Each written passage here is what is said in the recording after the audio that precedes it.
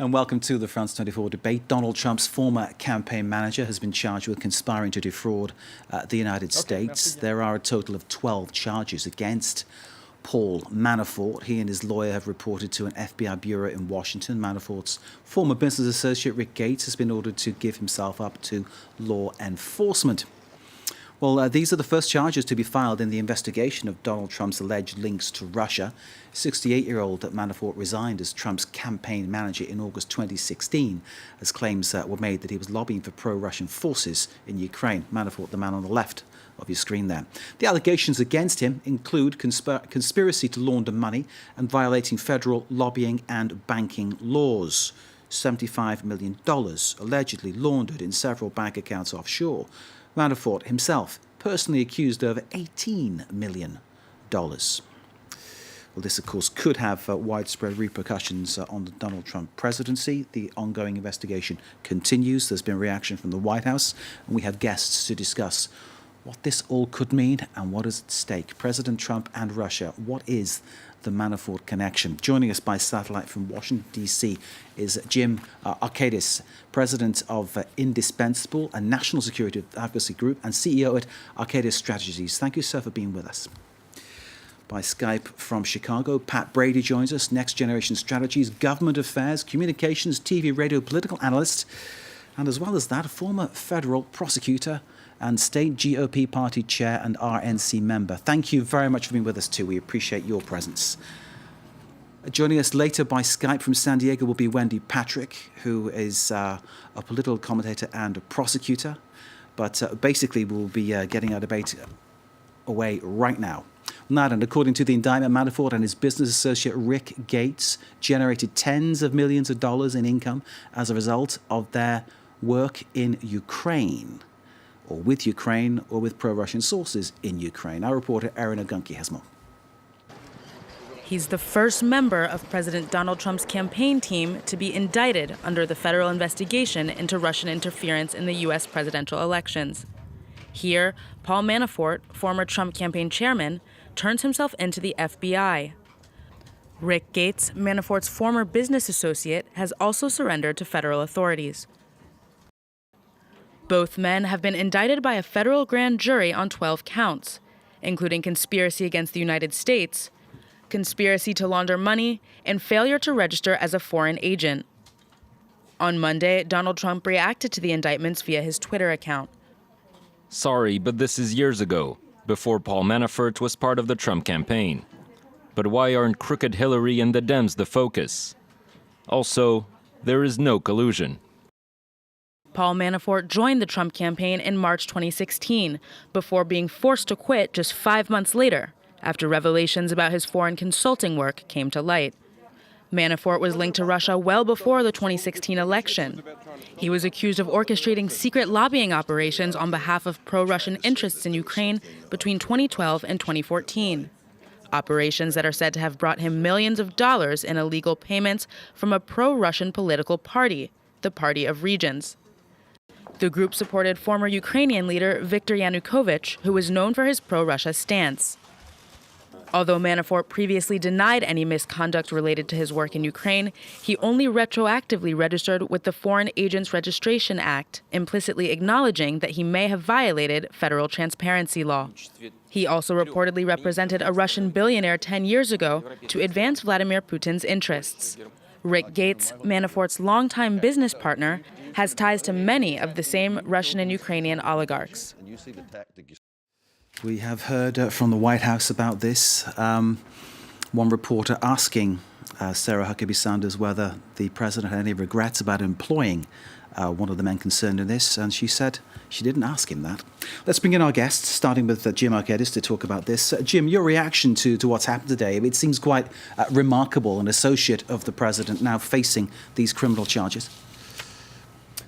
Unfortunately, it's a very sad day for the country to learn that some of the highest-ranking campaign advisors to the President of the United States have been indicted on criminal charges. I mean, it's not a day for political opponents of the president that in the interest of full disclosure, I certainly am.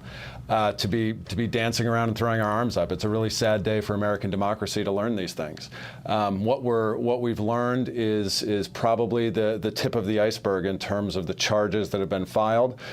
Trump is essentially correct in what he's tweeted today about these things happening before his presidency, but it's also, if you're a prosecutor, you'd be looking at filing these lesser, earlier charges as leverage to see who you can get to flip to examine what sort of bigger fish there are to fry out there. Pat Brady, can I bring you in for a similar reaction? What is your feeling? Well, even since the indictments came down today, the other big news, probably bigger than the Manafort indictment, is one of Trump's former campaign foreign policy advisors pled guilty on October 5th, and this was just made public today. And if you look at the affidavits in support of the plea, apparently this young man had a lot of contact with people in the Russian sphere. And the big question now, this to me moves the Russian investigation much closer to the president and his inner circle than anything having to do with Manafort. I agree that the Manafort case doesn't necessarily pertain to Russian collusion, but the scope of the indictment runs through 2017. So Manafort, when he was engaged in this criminal money laundering cover-up conduct, actually was working on the campaign and closely with the campaign. And Gates actually worked in the transition. So there is some overlap here between the Manafort-Gates charge and the Trump White House. But again, to me, more disturbing if I'm in the Trump team is the plea of this young man later in the day, which happened later today. That young man, would that be George Papadopoulos you're talking about, sir? Yeah, he was a young man, foreign policy advisor to the campaign. And if you read through the affidavit in support of his plea, he apparently had a lot of contacts with some people connected to the highest levels in the Kremlin. And what he pled guilty to today was lying about these contacts when initially approached by the law enforcement here in the United States. And that's a federal offense, 1005. So, but more importantly, from the prosecutor perspective, it really shows where this investigation is going. And they actually do have people that are now cooperating and have been cooperating since July in this march as they try to, I would assume they try to get closer to the people at the very top. Pat Brady, you make an interesting point because Sarah Huckabee Sanders has stood up at the White House and distanced Papadopoulos from the president as far as she possibly could. I'll come back to you in a moment. Let's bring in Wendy Patrick, who's awaiting us. Wendy, I understand you're described as a Donald Trump supporter. How do these revelations make you feel? Well, I'll tell you, it's one of those things where they're trying to paint a picture of guilty by association. And sometimes you just get these allegations that come out and terrible behavior, definitely. But the question is not whether these ex-Trump associates were engaging in criminal behavior, but was it in collusion? And of course, that's not a legal term, but was that in connection with the White House? Now, Sarah Huckabee Sanders took the stand today and said what everybody expected her to say. We know that because of Trump's early morning tweeting, that basically the argument is, what does that have to do with us? You've got some bad actors. Certainly it's not a surprise that Manafort was indicted. We know that because of the pre-dawn no-knock raid done over the summer. More concerning to some is Mr. Papadopoulos. But even there, as she did address that as well, as no doubt all the reporters knew she would, she said the president did remember meeting with this man, but nothing about the content of the meeting. And that's important because unless they can establish a nexus between the criminal behavior of ex-Trump associates and the White House, it's going to be very hard to say that this implicates the presidency or the campaign, as is the focus of Mueller's investigation. But do you feel in some way embarrassed that you're talking about your president in this way, the man you voted for, I presume? Yeah, you know, we're always troubled when there's anything that comes out that has to merit a response. And I know some people argue, well, you shouldn't justify things or dignify them with a response. But I think the American people are entitled to a conversation. And the conversation has to address charges that have been filed today. Very important. And it's also important in addressing them that the president says, you know, nobody should be embarrassed. We're being transparent. We are cooperating with Mueller's investigation, and he has no intention of firing him.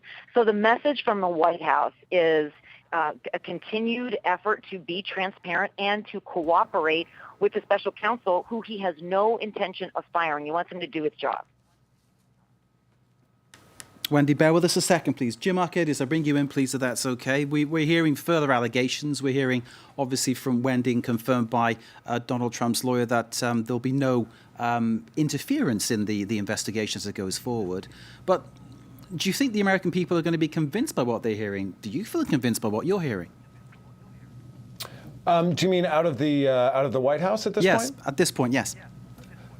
Well, whether certainly this White House, as the euphemism goes, has a great difficulty with the truth. I mean, from the day he was inaugurated, back to the start of his political career, Donald Trump has used a mountain of lies to build his alleged electability and as the basis of his campaign. This is the man. No one should ever forget that he started the birther movement, suggesting that Barack Obama was not born in the United States.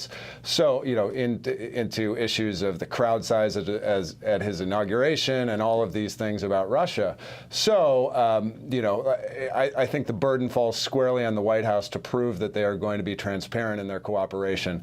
And I don't think that the American public would feel very justified in having high hopes. I mean, this is a really important moment for the country. We're talking about things that transcend just one president or one administration. We're talking about our democratic institutions and everything that we hold dear in our Constitution and what makes us so special as a country and as a democracy of over 240 years.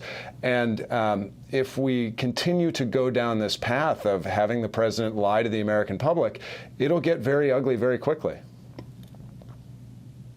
Pat, can I bring you in on that one? Pat Brady in Chicago. The issue that we're talking about there is, I suppose, Donald Trump's trustworthiness. Is this an Achilles heel? Yeah, it's an issue. He's had trouble with the truth. I think they've documented 1,300 half or not truths or lies, whatever you want to call it, since he's been president. But more important to me, as a Republican and a conservative, not a former prosecutor, today they rolled out the tax reform plan that this country badly needs. We have a higher corporate tax rate than you do in France, and we need to reform our tax system. And that's what the president and the Congress were elected to do. And now we're spending the entire day talking about Donald Trump and his mismanagement of his campaign, possible criminal activity. And at least one of his campaign staffers has already pled guilty.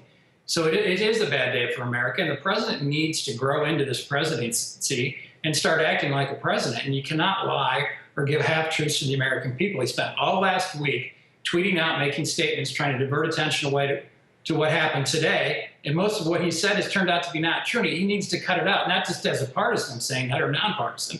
Just saying that because I want some things to get done here legislatively. We want this country to be led. I think a strong America is important to a lot of the world. And right now we have a president that's actually fairly feckless and is wasting a lot of time on these issues that aren't good for the American people or the rest of the world. Donald Trump's tweet earlier about no collusion. This is specifically to everybody who's got a prosecutor in their job description here. Where I come from in England, under English law, this would be contempt of court. It would be incredibly serious. It would be influencing a case. Is it right that the president can get away with this? Is it right the president can try to influence things in this way? Pat, please. Well, are you talking about collusion or obstruction? Well, we're seeing collusion there. You're saying there's no collusion. That's what you're saying. In terms of what it would mean in where I come from, it would be contempt of court. It would be contempt of the case that's in front of the legal system now, as charges have been brought. Yeah, as Wendy pointed out, collusion is not a crime here. You have to prove a conspiracy and intent to conspire to violate a federal offense. To me, the more important aspect of this investigation, which is ongoing, is the obstruction, which might have the same meaning in UK law, but where he fired the former FBI director and gave a pretextual reason that he did it for reasons why he didn't really do it. He did it because he wanted this investigation stopped. And had he not done that, we probably wouldn't be where we are today with the special counsel and today's indictments. So I do agree that the obstruction case in this investigation is very important. In fact, I still think of all the people involved in this case, the most likely charge that's likely to stick and be brought sooner rather than later would be obstruction of justice. Pat Brady, we leave it there. We'll be, of course, coming back to this in the second half of our debate. The first half always goes so quickly. Lots more to talk about, though, in part two coming up very, very shortly. Stay with us.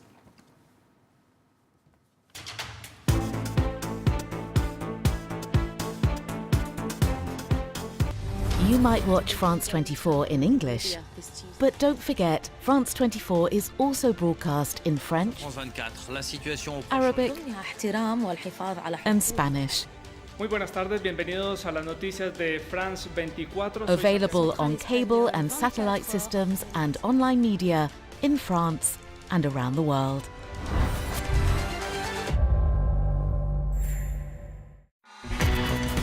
Anticipate. Take a stand. Be mobile. Defend your position. Be independent. Meet every challenge. Surprise people. Be a leader. Be equipped to understand the world. France 24. Revisited, presented by Stuart Norval. Youngstown, the legendary American Rust Belt city, immortalized by a Bruce Springsteen song of the same name. But the glory days of the steel industry are long over. Following the crisis in the industry in the 1980s, the city lost 2/3 of its population. Youngstown is now trying to create jobs by encouraging new technology startups. But deindustrialization, mass unemployment, and drug problems make development difficult. Revisited on France 24 and France24.com. Welcome back to Live from Paris. I'm Mark Owen. These are the main world news headlines.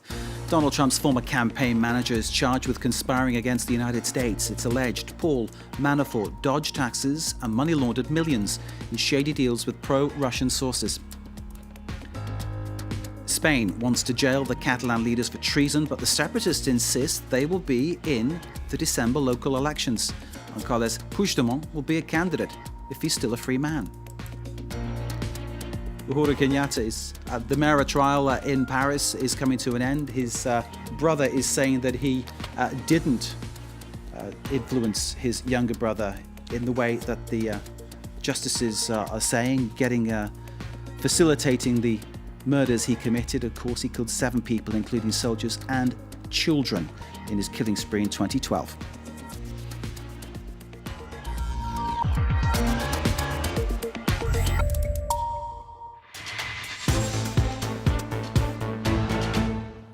Thank you very much for joining us. This is the France 24 debate. We're looking at the events as they are unfolding in the United States, where the former campaign manager of Donald Trump is facing serious charges of conspiring to defraud the United States. It involves multi-million dollars worth of money laundering. Paul Manafort and his former business associate, Rick Gates, have since pleaded not guilty to these charges. That's the latest we've got coming in from the US.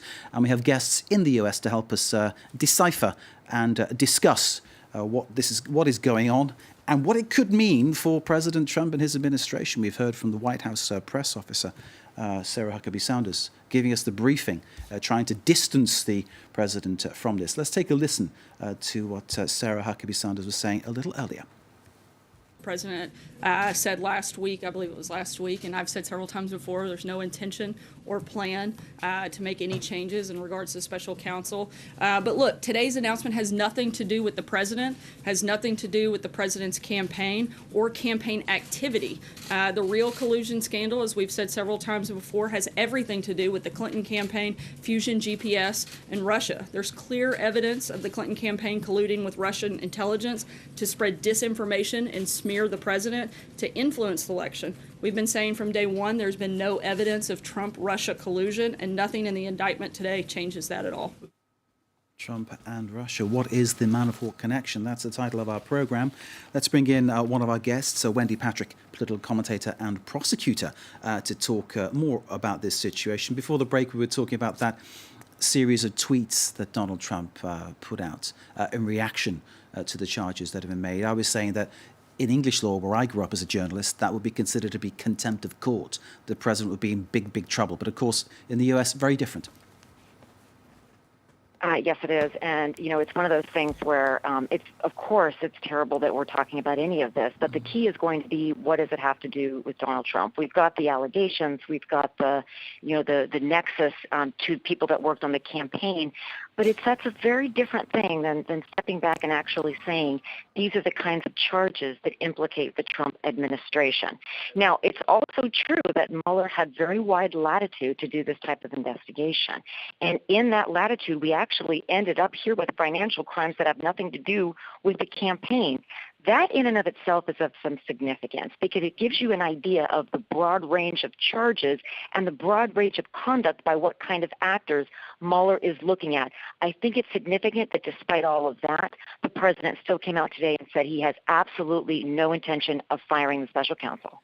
Indeed. So Donald Trump perhaps feeling at this point secure, but we know from Trump's previous record that things can change, and obviously he can change his mind and act in a different way. How far do you think this could go? Because clearly there's a feeling, certainly among the media, that this could be the beginning of something very big and very damaging for Donald Trump. Absolutely, and everybody has their eye on that, and things could change at any minute. And that's one thing we have to keep checking back with the White House as to what are the president's thoughts about what he's going to do, how he's going to do it, what he knew. Is it possible that there may be some tangential exploration that's done through these men that have been indicted today? In other words, are they going to be used to get more information? But then at the end of the day, the question remains the same. Is that going to establish the requisite nexus to the White House to say that this proves that Donald Trump, then candidate Trump, conspired with Russia? And, I don't use that term collusion. Nobody likes to use it. But the bottom line is it a coincidence or is it a conspiracy? That's really the larger picture that they're looking at here. What did the president know? When did he know it? And did he, in fact, understand the depths of the contacts that we're now seeing, not only with the foreign policy advisor, let's call him George, his last name is difficult to pronounce, and the two indictments that came down today. George Papadopoulos. I've broken it down so I can read it as clearly as I possibly can, Wendy. Thank you very much. Bear with us. Let's bring back Jim Arquedes, who's joining us from Washington. When the issue of put forward to Sarah Huckabee Sanders about dirt on Hillary Clinton was mentioned, the reporter saying to Sarah Huckabee Sanders, was this a coincidence? She said that George Papadopoulos took his own action. Are you convinced by this, that someone working at that level, being in that area, being a foreign policy advisor, would be taking his own actions? Or do you feel actually this is a team game and people are working together? It's much more of the latter. Look, I've volunteered myself on many campaigns, both as everything from a foreign policy advisor to a door knocker and somebody who hands out leaflets on the street corner. And even though Sarah Huckabee Sanders today tried to say, well, there was only one meeting of this committee, he was an unpaid advisor or a volunteer, that sort of thing. I've acted in a volunteer capacity on many campaigns, and I can tell you that you are tasked to do things quite often on a variety of different issues, all the way from the top of the campaign. There's no reason to think that the campaign manager would have said, oh, well, this person is just a volunteer, so I'm not going to give him that complicated or that high of a portfolio in terms of his daily duties. Campaigns live off of volunteer labor because they don't want to pay people if they don't have to. And so in this regard, George Papadopoulos, the idea that he would freelance and just contact the Russians on his own, try and set up these meetings to which he has pled guilty for lying about already, is just very difficult to believe that he was kind of a lone actor. It does appear, staying with you, Jim, it does appear rather disingenuous of the Trump people to think that anybody would believe that story. It does. I mean, this goes back to the pattern of the Trump White House's trouble with the truth and their incessant lying. And people should really understand that. To Paul Manafort's issues and where this kind of, where the prosecution goes from here, we've got all of these advisors who've had spurious contact with Russians at various levels, and it's quite reasonable to think that there was, at some level, a coordinated effort to reach out to the Russians, and these relatively low-level charges that have been brought already, they could just be the tip of this iceberg that lead much higher. Jim, thank you. Pat, tell me you're still there, sir. I hope you are. Pat in Chicago, you still with us? Pat in Chicago, are you still with us? Pat Brady in Chicago. I don't think he's hearing me. Let's go back to Jim while we're waiting to try and establish whether Pat can get back to us and contribute to our debate.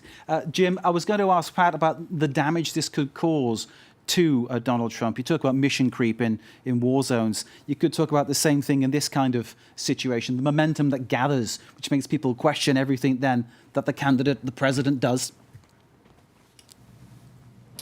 Sure. So far up to this point, I mean, Donald Trump's popularity level and approval ratings in the United States have crept steadily downwards. There was a Gallup poll this morning that said he was at a 38% approval rating. That potentially spells disaster in the midterms.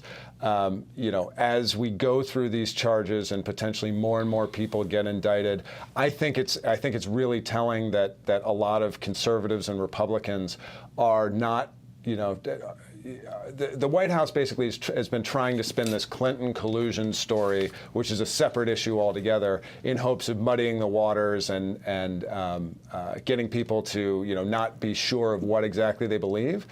Based on these indictments and charges that have been filed today, we've started to see a little bit of conservatives who have a real conscience come out and say, hold on, this could be really big. It might be time to put petty charges, you know, these petty political wars aside and move forward as a country.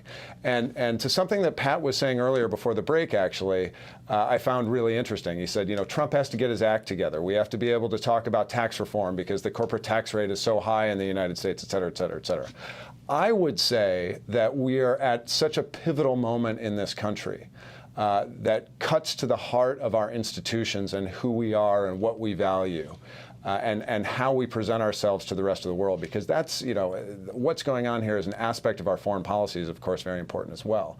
And we're at this moment where, you know what, if Republicans are putting tax cuts in front of, you know, the credibility of the presidency and of our democratic institutions, that's something that's deeply troubling to me. When we signed the Constitution, Ben Franklin said, you know, congratulations, you've got a republic if you can keep it. And I remember thinking to myself as I was a student, you know, I didn't really understand what that meant, but this is what that meant. And so there are potentially much bigger issues, and we call on all Republicans to realize that tax cuts or tax packages or tax reform, that's okay as a legislative priority, but the issues are much deeper, and it comes time that conservatives and Republicans have to put ideology and politics below the issue of what's right for our country. Jim Arguedas, thank you very much. Let me bring in Pat Brady, who now I know can hear us. I'm turning towards Pat. Your reaction tells me you can hear me. Fantastic. I'd like your reaction to what Jim was saying there about is it time for conservatives in the United States to basically stand up and be counted and say, hang on, well, I'll say not my president, but maybe words slightly different. Well, you know, 20 years ago, so I remember the president of the United States who got caught having sex with an intern in the Oval Office and lied about it. I didn't see a lot of Democrats standing up and say, throw him out. The point is, I don't think either of those points are relevant.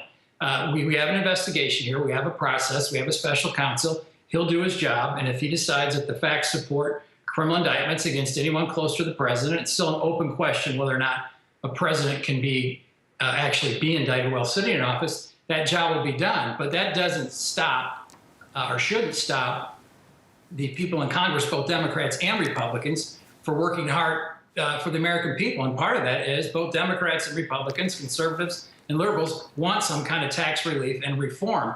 And we can't stop that because of what the special counsel is doing. That's why we have a special counsel. Let him do his job, but let Congress get to work. And that's the bigger problem is when you take these issues and try to politicize them, not let the law enforcement, the professional people do their investigation. When you try to politicize it, nothing gets done. We saw that in the 90s with President Clinton while we were paying attention to his impeachment proceedings. The rest of the world, Osama bin Laden and others, were building up this big network that ended up attacking us in 2001. So we can do two things at once, and we shouldn't make it partisan. I'm a Republican. I don't like necessarily what Donald Trump has done, but let's let this process play out before we start talking about the failure of our democracy. Indeed, Pat Brady, it is a tragedy when politics loses focus and the essential things don't get done. How essential is it that this goes to its true end, that this investigation is thorough, that Donald Trump doesn't interfere?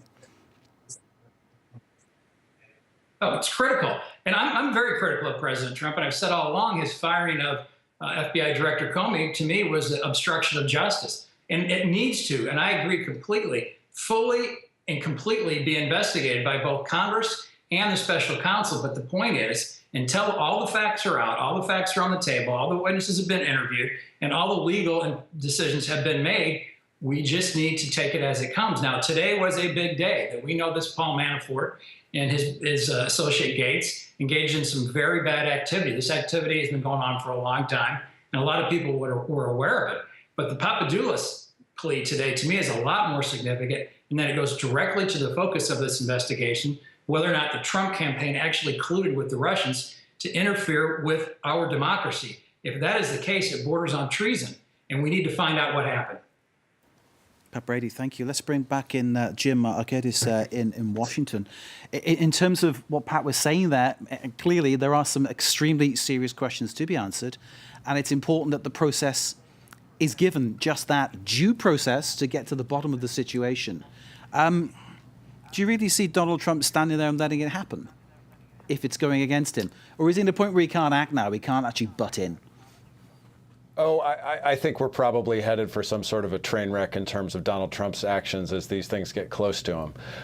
But on the previous point, Pat said that he thought that Trump's firing of James Comey was obstruction of justice, and then towards the end of his answer, he used the word treason, right?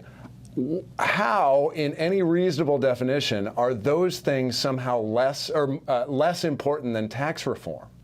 I mean, I don't view it as politicization of an issue when we're talking about the President of the United States obstructing justice and having possibly committed treason. What bigger issue in front of the United States Congress could there possibly be? Yet, and I would argue very strongly that it is doing the work of the American people to protect our democratic institutions and ensure proper separation of powers, and that the Congress retains its power as a check and balance on the executive branch to rein in any executive who has overstepped the bounds, to use Pat's own words, who has committed obstruction of justice and possibly treason. Pat, can you, I'll give you the floor to answer that one, sir. Go ahead. Here's the deal. We have law enforcement in this country, and we have a special counsel. They should be allowed to do their job and fully and completely investigate. When I say treason, yeah, if you can prove up that people in this country participated with collusion in the election in 2016, yeah, that borders on treason. But the reality is we need to investigate this fully, and to the oversight roles that our Congress has. Those are important, and I understand that, but they can do two things at once. And the Democrats now want to politicize all of this, slow it all down so we don't get anything done, because they don't want tax reform. And I'm not going to politicize this like my friend here on this show, but the reality is just let the investigation go before we start screaming and yelling about the fact that this should be the sole focus of this country. That will do no good for the United States of America and for the people of this country that really are kind of sick of hearing of the scandals. They just want this country to run well. They want some tax relief, and they want some of the reforms that they voted for by electing a Republican president, a Republican Senate, and a Republican House of Representatives. Pat Brady, here in France, the president is often a very patrician character, almost like a sort of elected monarch in some ways, and frankly gets away with certain things and doesn't get held accountable for certain things. Are you saying that Trump should have that kind of role, or he really should be held to account? No, not at all. But we have a special counsel. We have a Justice Department. We have a Federal Bureau of Investigation. They will investigate him. And our president, I think, if I understand it correctly, has a lot stronger role in running the country than the French president. I'm not suggesting that at all. If he did something illegal, he needs to account for that. If people around him did something illegal, they need to account for that. But we're mixing up two things, the legislative branch with the executive, and the executive branch handles the investigations. The Justice Department, the special counsel, let them do their job. We don't need to spend every day here in the United States talking about this investigation when we have big issues that can be taken care of at the same time to serve the American people. The other side of the aisle, they want to make this an issue. They want this to be a 24/7 issue in the United States so we don't get any tax reform or the other things that the Republicans want to get done. I don't like that talk. I don't politicize this stuff. But the point is, having been a prosecutor, let the investigation run out or let it be complete before we start making these wild allegations about how the democracy is falling. Okay, spoken like a legal man, Pat. Thank you very much indeed. Let's bring in Jim Arcadis again, who's waiting to get back in there. Jim, in terms of what happens next, and it is hard to predict with this story what happens next, how do you see it moving? Do you see a further disintegration? Do you see a rally by the Republicans? Where do you see this going? Well, on the prosecutor's level with Mueller, I would imagine that there'll probably be a period of quiet for a while. We've had this big news today. He's got to Manafort and Gates and presumably Papadopoulos will go through the legal proceedings about bail and things of that nature. So that'll take some time. And then, there's a question of whether Manafort will continue and Gates will continue to remain in jail, or whether the judge will set the level of bail so high that they can't afford it, at least with clean money. And then we'll see from there where it goes if Mueller and his team are able to flip Manafort and get additional information to levy charges against additional members of Trump's team.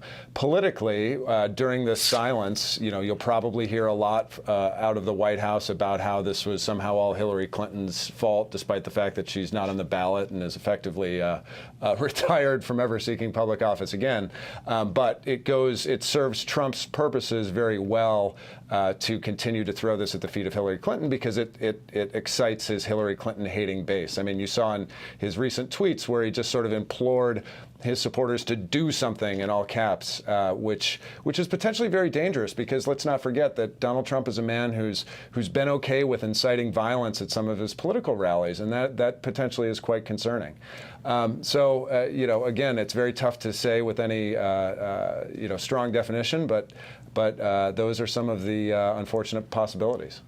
Jim, thank you. Pat Brady, to bring you back in. There are so many aspects about how Donald Trump does the business of being president that lead to these distractions you're talking about, that make people talk about what's being said, whether it's saying there are some nice folks among the white nationalists at the protest where the lady got killed, or talking about the issue about Hillary Clinton being to blame for almost everything, it seems, that suits his agenda at that particular time. Is the problem basically that your president, your Republican president, is doing you the disservice of creating these distractions?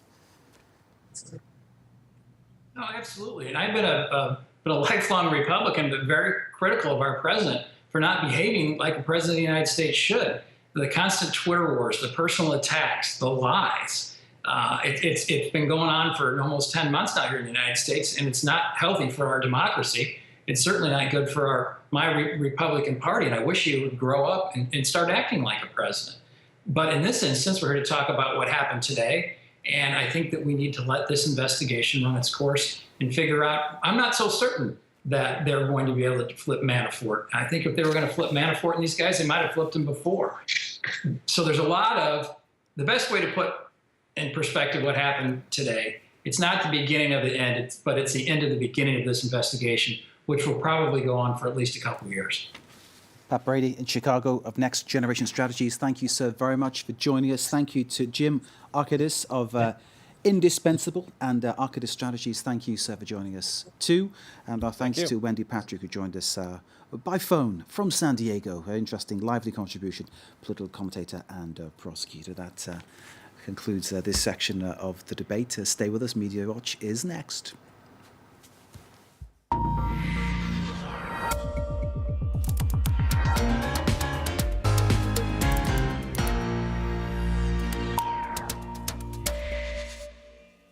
Ready to go in the studio, James Creedon. More reaction to this sensational Paul Manafort arrest and charging. And he's pleaded not guilty now. That's right. Lots of reaction to it on social media, Mark. A lot of people sharing articles. Even some people not all that familiar with Paul Manafort. I suppose you'd have to be a political... You have to have followed the story, because he was a campaign manager and he was sacked back in August 2016. Sorry, he resigned. That's right. No, he was sacked. You even have the USA Today, I suppose, bringing US readers up to speed, those who wouldn't be political junkies, just to kind of remind them of the role he had in the campaign. Then you've got the New York Times giving, I suppose, a more in-depth look at it, and they've been certainly updating all day long, and the details spilling out across social media. Bail set at an eye-watering $10 $10 million for Manafort and his aide $5 million. So one of our guests said that nice money if you have they'll be able to pay it if they're using dirty money. Right. This is the thing. It's close to the suspicions. Who will be thrown under the bus? Then a lot of people are wondering: is it a case of Manafort being the fall guy? And you have people referring to that, I suppose, with varying degrees of glee on social media. But just to kind of go through some of the hashtags, you've got Manafort Destiny, almost like this was destined to happen, Manafort Monday, Manafort Indictment, and most of those tweets, Mark, are people rather pleased to see this Robert Mueller investigation bearing some fruit now. The first indictments, it would be largely the anti-Trump brigade on social media, bearing in mind that Trump now has about just in the 30s, 33-34%. Some predicting that it's as low as 33% approval rating. So I'm surprised more it's that people. High. There you go.